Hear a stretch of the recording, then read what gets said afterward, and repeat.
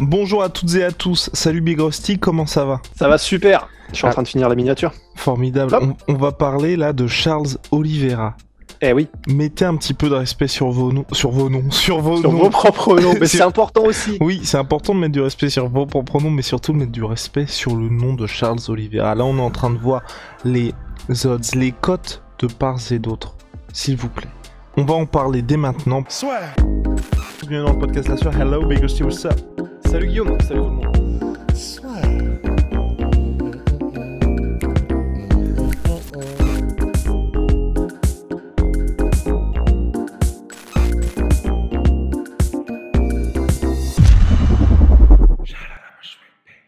Charles Oliveira, avant de parler de lui, le booster Onai est là, les gars, les filles aussi.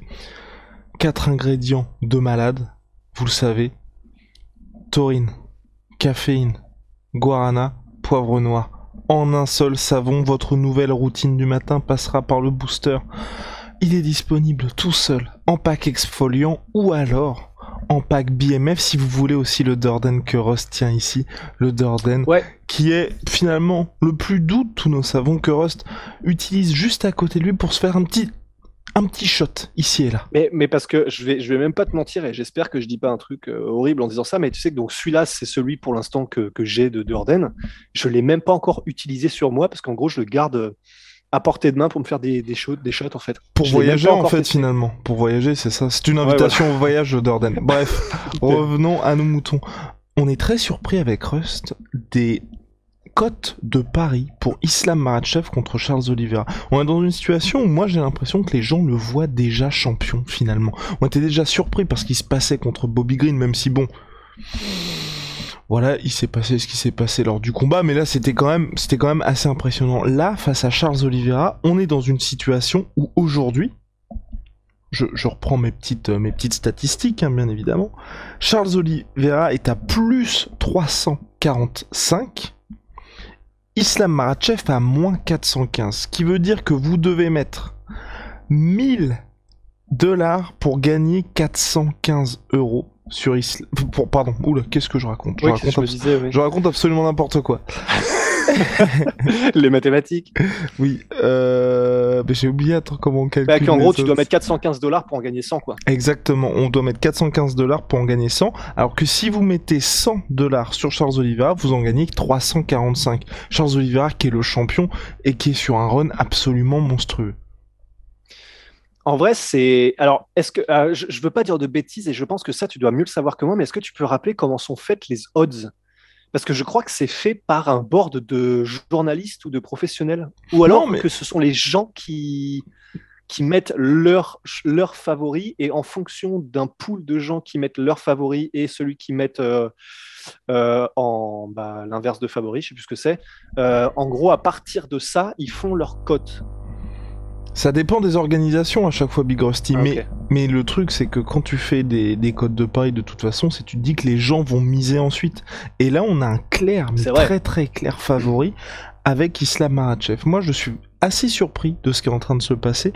Est-ce que là les gens, comme tu vois peut-être, et c'est pour ça que je pense que pour le coup, tu vois, la hype y est pour beaucoup. On se souvient de Francis Ngannou qui était favori lors de son premier combat contre Stipe Miocic notamment, jusqu'à ce que, mine de rien, la réalité de la cage rattrape Francis malheureusement, et Stipe qui montre que oui, c'est lui le champion et il est bien là pour une raison, c'est qu'il était à l'époque en tout cas dans son prime et puis recordman de défense de ceinture à l'UFC.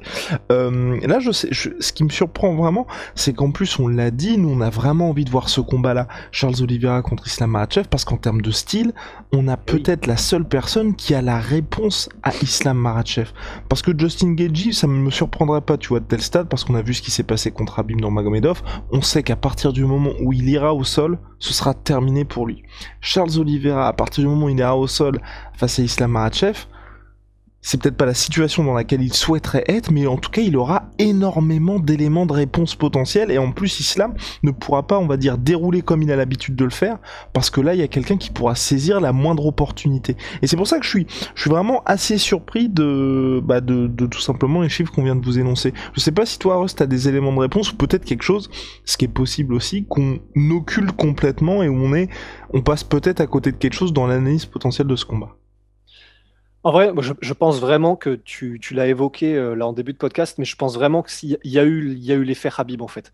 Je pense vraiment que après le massacre qu'a fait Habib dans la catégorie lightweight, mais vraiment sans aucun challenger en réalité, je pense qu'il y a eu un espèce de d'interrupteur dans la tête de la majorité des gens en mode ah merde, bon bah Islam Makhachev arrive, c'est comme Habib, il est entraîné comme Habib, il est vu par Habib lui-même et par tout le camp d'entraînement, par Feu Abdulmanap comme et même par son manager Ali Abdelaziz comme le mec qui est encore meilleur que Habib et qui vient prendre sa suite. Et en fait, je pense que vraiment dans l'esprit de beaucoup de gens et peut-être à raison, hein, mais ça on le verra après. Mais dans l'esprit de beaucoup de gens, je pense qu'il y a ce côté ah merde, bon bah c'est le deuxième Habib, la force inarrêtable, le train qu'on n'arrivera jamais à stopper et qu'on n'est pas arrivé déjà à stopper le premier, bah il revient et il est encore plus, tu vois, c'est genre le deuxième train, mais celui-là en plus il est blindé, tu vois, enfin c'est genre il a évolué. Bah je pense qu'en gros les gens sont presque pas fatalistes, mais en mode ah bon bah voilà, ça y est, c'est le nouveau Habib. De toute façon, on va rien pouvoir faire. Personne n'a réussi à stopper Habib, donc personne ne stoppera Islam. Faut qu'on s'y fasse. Et donc, bah allez, là, les cotes sont en conséquence. Je pense qu'il y a beaucoup de ça, en fait. Ok, ce qui effectivement pourrait s'expliquer. Et l'autre point, et c'est peut-être là aussi, c'est il n'y a toujours pas eu ce combat contre Benil Dariush, ou en tout cas quelqu'un qui pourrait le regarder droit dans les yeux dans ce domaine. Ça nous aurait tellement aidé, ça. Ça nous aurait tellement aidé. Si on est dans une situation... Vas-y, ouais. Non, excuse-moi, mais c'est parce qu'effectivement, c'est même Khabib, on n'a pas eu ce gars qui était censé justement lui apporter des vraies questions sur le sol, avec un style, bah, du coup à l'époque c'était Ferguson, mais qui sur son dos pouvait vraiment potentiellement mettre en danger Khabib. On n'avait pas eu cette espèce de magicien. Alors, à moins que je me trompe, que j'en ai oublié un, il y a eu, oui, des gars, parce ce sont tous des professionnels, il y a eu des gars qui étaient très bons au sol, mais il y a une différence entre très bons et calibre Benil Dariush, qui est champion du monde, calibre Charles Oliveira, qui est genre un talent comme on en voit une fois tous les je sais pas combien d'années. Et on n'avait pas eu ça contre Habib, et c'est ça qu'on aurait aimé voir. Et là, on est en train de se retrouver dans la même situation avec Islam, parce que bah, donc Benil Dariush, c'est mort, c'est rayé de la carte. Mais effectivement, c'est vrai que du coup, c'est ça qui m'étonne, c'est que Charles Oliveira, s'il y a le combat qui se fait, ben, c'est peut-être effectivement le seul qui peut prétendre avoir des réponses vraiment intéressantes aux questions que pose Islam Makhachev, quoi. Et c'est pour ça que ben, on est vraiment un peu, on tombe des nues, quoi. On est un peu éberlué de la violence des codes de Paris, parce que donc ça veut dire qu'il doit y avoir un espèce de consensus, en gros chez les gens, que Islam Makhachev va exploser, parce que des codes de Paris pareil, c'est ce qui est attendu, hein, que Islam Makhachev va exploser Charles Oliveira. Et c'est vrai que bah, quand même, Charles Oliveira, recordman de soumission à l'UFC, on le rappelle, et tu vois, je serais même pas étonné que Charles Oliveira soit en mode, on peut aller debout, mais je serais même pas étonné que Charles Oliveira instigue des takedowns, hein. Vraiment, je serais pas étonné. Je pense qu'il a une confiance en son sol. Enfin. A raison, Big Rusty, a raison. Ah il oui. est recordman de victoire par soumission à l'UFC et recordman de finish tout court, je crois aussi. Oui, il me semble. À l'UFC, il me semble, ouais. Donc bon, s'il vous plaît, mettez du respect sur le nom de Charles Oliveira. Et puis surtout, là, c'est... Bref, de toute façon, on va attendre de voir ce qui va se passer. On n'a pas le choix pour Islam Makhachev, mais moi j'aimerais vraiment, tu vois, qu'il y ait au moins ce petit combat d'attente, même si oui, on a vu les commentaires. Il y a cette série de victoires, de 10 victoires consécutives qui est absolument monstrueuse. Il mérite évidemment d'avoir le title shot sur le papier, mais j'ai pas envie, tu vois, qu'il saute une étape et qu'il soit rappelé violemment à la réalité par Charles Oliveira. Un petit Benil Dariush, vous avez quelqu'un qui, sur le papier, est un step intermédiaire entre le champion et puis ce qu'Islam aujourd'hui présente. Et comme ça, on en sera vraiment clairement... on sera pas surpris de ces cotes-là, et deux, on saura à quoi s'attendre, parce que c'est vrai que si Islam roule sur Benil Dariush, là, c'est en mode, bon bah d'accord. D'accord, là, on a quelqu'un qui arrive tout droit sur le title shot, qui fait vraiment flipper. Là moi, le gros risque qu'il y a, c'est quand même de se dire, ah oui, bah en fait, ce qui s'était passé lors des précédents combats, c'est qu'il n'affrontait que des strikers. Et même si là, il venait affronter Rafael Dos Anjos, on sera en mode... Bah oui, il avait des match-ups favorables sur ses 3 derniers combats. Et donc forcément, il serait un petit peu rattrapé par la réalité face à Charles Oliveira. Dis-moi.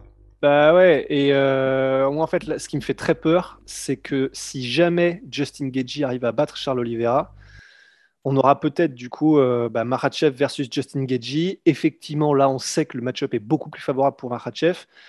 En fait, moi, j'ai très peur de ça. J'ai peur qu'on ait un nouveau run où il expose tout le monde, Makhachev, mais parce que il aura ni eu Dariush, ni eu Oliveira et que en gros il continue ensuite sa route vers la légende mais sans avoir pu affronter des gars comme ça de la même manière que Khabib n'a pas pu affronter Ferguson dans son prime quoi. Ça me ferait vraiment chier quand même. Ce qui ne serait pas de sa faute, mais là encore, et on l'a dit après la victoire de Charles Oliveira face à Dustin Poirier, le combat contre Justin Gaethje sera extrêmement intéressant parce que vous savez tout ce qu'il apporte Justin Gaethje en termes de striking. À chaque fois, là, que ce soit contre Michael Chandler, contre Dustin Poirier, c'était très compliqué pour Charles Oliveira. Il a réussi à survivre avant de prendre définitivement l'ascendant. Mais face à un Justin Gaethje, ces 5 premières minutes, bon, il ne va peut-être pas falloir pour lui laisser autant de latitude à ses adversaires s'il veut s'en sortir. Et on n'est pas à l'abri, malheureusement ou heureusement, hein, que Justin Gaethje s'impose face à Charles Oliveira. Et je suis d'accord avec toi, si on a un Justin Gaethje contre Islam Makhachev, on sait tous plus ou moins comment ça va se passer, et c'est dommage parce que je vois pas, en cas de défaite de Charles Oliveira, comment il pourrait retrouver très rapidement un chemin vers le prochain title shot, parce qu'on l'explique à chaque fois, il y a tellement de monde chez les lightweight. Charles Oliveira n'est malheureusement pas encore une star, donc il y a aussi Conor McGregor qui serait toujours là pour potentiellement obtenir un combat extrêmement lucratif. Islam Makhachev en a parlé aussi, hein. Il a dit moi c'est un combat facile, hein, j'aimerais bien avoir ce choc là. L'UFC pourrait vendre ça en mode Conor McGregor a pas réussi contre Khabib, là il affronte l'héritier, enfin bref, vous savez un petit peu comment la machine pourrait se mettre en branle. Donc ce qui est dommage là pour le coup, c'est que si Charles Oliveira venait à perdre contre Justin Gaethje, je ne pense pas qu'il y aurait soit une revanche ou soit un retour vers le title shot prochain pour lui, malheureusement. Mais heureusement, et c'est ça qui est bon quand même, c'est qu'il a passé sa vie, Charles Oliveira, à prouver tort aux pronostics et à prouver tort à ceux, et on en a fait partie quand il a combattu Dustin, on pensait que Dustin allait gagner contre Charles Oliveira, et voilà, il nous a salement prouvé tort, il a prouvé tort à tout le monde lorsqu'il a eu le titre, lorsqu'il a battu ceux dont on n'attendait pas qu'il allait les battre, ceux qu'on ne pensait pas qu'il allait battre, et donc en fait, c'est pour ça que c'est bien, c'est parce que moi j'ai peur, parce que j'espère tellement qu'on va avoir Oliveira Makhachev que j'ai peur. Tu vois, je vis dans une terreur. Bon, n'exagérons rien, surtout en ce moment. Mais j'ai tellement envie qu'il combatte Makhachev que j'ai peur qu'il vienne troubler la fête, Gaethje. Mais je me dis, visiblement, il a une étoile derrière lui, Charles Oliveira, qui fait que, bon, visiblement, les dieux du MMA ont des plans pour lui qui ont l'air assez intéressants. Quoi. Affaire à suivre. Big Hostie. Big shout out my sweet pea, my sweet protein. Moins 38% sur tout my protein avec le code La Sueur. Venom, sponsor de l'UFC. Sponsor de La Sueur. See ya.